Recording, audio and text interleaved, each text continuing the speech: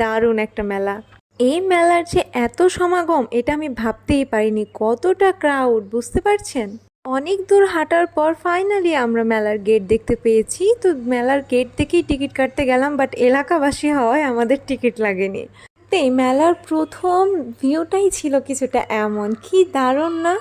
আমার বাচ্চা লাইটিং এবং পানি দুইটাই খুব পছন্দ করে এবং ঢুকতেই ফার্স্টে এ দুইটাই চোখে পড়েছিল, যার জন্য আমরা বেশ কিছুক্ষণ এখান থেকে নড়তেই পারিনি। তো আজকে যেহেতু সোয়াইবের স্পেশাল ডে, সোয়াইবের বার্থডে, তো ওরই রেকমেন্ডেশন ছিল যে মিমি মেলায় যাব। মেলাটা মোটামুটি বড়সড় একটা মেলা, যেখানে কোনো কিছুই বাদ পড়েনি, খাবার থেকে কাপড় চোপড়, জুয়েলারি আইটেম, আরও কত কি।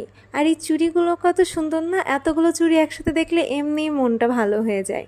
আর সব জায়গায় শুধু মেয়ে বাবুদেরই জামা পাওয়া যায়, কেন ছেলে বাবুদের সাথে এই আনফেয়ারটা কেন? যদিও আমার মেয়ে বাবুদের এই ছোটো ড্রেসগুলো খুব ভালো লাগে। আরও সাথে ছিল গেঞ্জি, টপ, স্কার্ট। আর ঘরোয়া জিনিস না থাকলে তো মেলায় হবে না। কিচেন আইটেমগুলো ইদানিং আমাকে খুব বেশি টানে। হ্যাঁ, বুঝতে পারছি, সংসারী হয়ে গেছি, বয়স হয়ে গেছে, এর জন্য এসবের প্রতি এখন খুব বেশি টান কাজ করে।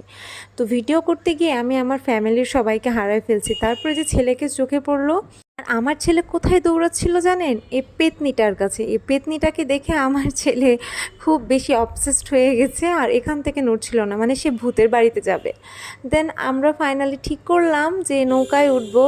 আর এটা সব থেকে ওরেস্ট ডিসিশন ছিল আমাদের জন্য, কারণ টু বি অনেস্ট আমরা দুইজনই এটা দেখে ভীষণ ভয় পাই, বাট সোয়াইব অনেক বেশি এনজয় করেছে। ফার্স্টে আমার ছেলেও খুব এনজয় করছিল, পরে ওও একটু একটু ভয় পাইছে, যেটা দেখে আমরা অনেক বেশি ভয় পেয়ে গেছিলাম।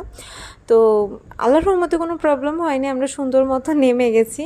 আর নামার পরে যে আমার ছেলে ওখান থেকে সেই দৌড় দিতে, যে আর না আর না আর এটাতে ওঠা যাবে না। আজকে এ পর্যন্তই, দেখা হবে নেক্সট কোনো ভিডিওতে। ততক্ষণ পর্যন্ত আল্লাহ হাফিজ।